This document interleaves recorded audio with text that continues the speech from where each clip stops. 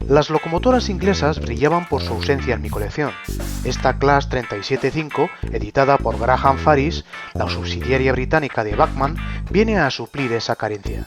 Su curioso morro chato ya había llamado mi atención desde hace tiempo, y su alegre tampografía, en este caso, combinable con cierto convoy, ha sido el detonante de su adquisición, como regalo de esta Navidad. Su acabado es francamente bueno, bastante detallada, incluso en los bogies, sin protuberancias delicadas a la hora de asirla, por lo que da aspecto de robustez. La tipología barra 5 de estas locomotoras indica su derivación de las barra 4 anteriores en los ferrocarriles británicos, modelos reacondicionados y repintados, a su vez de la aplicación de algunas mejoras sobre el modelo inicialmente construido por English Electric a principios de la década de los 60. En sus inicios dedicados al transporte de mercancías, pero adaptados más tarde también al transporte de pasajeros. El modelo a escala no porta aros de adherencia, lo que delimita su uso a tirar de pequeños o medianos convoys en recorridos con cierta pendiente. Sí acompaña instrucciones de desmontaje y ubicación de algunos pequeños accesorios como faldones a juego para complementar su particular morro.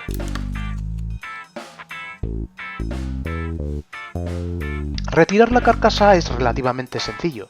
Empezando por soltar el falso bajo, bastarán dos palillos para liberar su anclaje al chasis.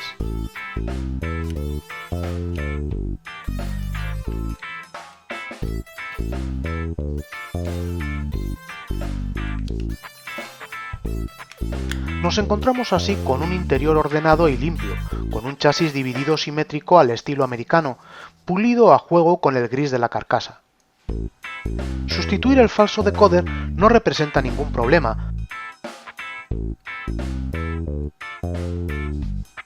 haciendo coincidir el lado positivo con el 1 de la placa base, en este caso invirtiendo la pieza, aunque habrá que tener cuidado de no doblar las púas, ya que la longitud de estas, aquí, impidieron introducirlas hasta el fondo.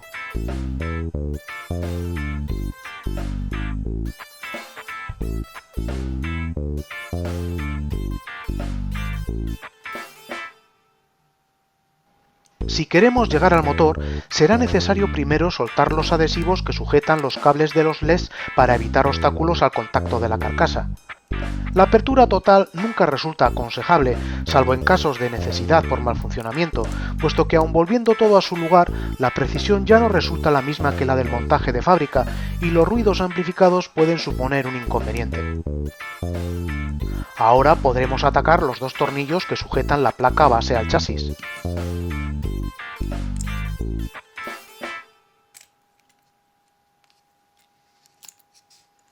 Después sería necesario retirar los dos clips superiores que impiden la separación de las dos mitades y el tornillo inferior.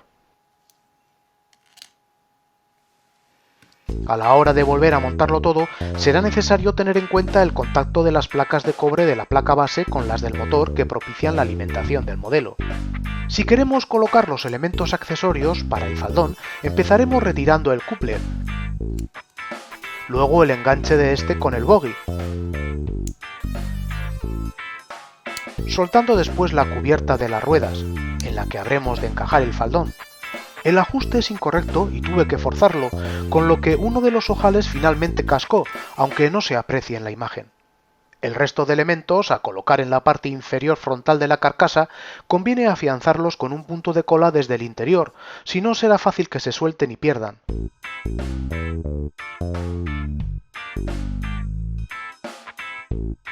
Cuidado con la pérdida de algunos elementos decorativos del bogie que se encajan por presión.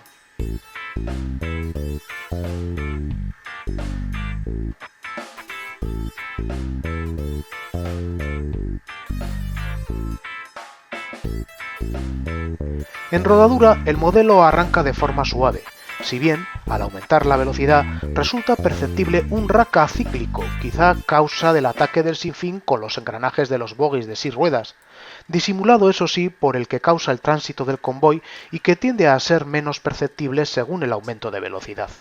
Por lo demás, buen contacto con la vía, sin sufrir vaivenes de corriente. En resumidas cuentas, un resultado global lucido.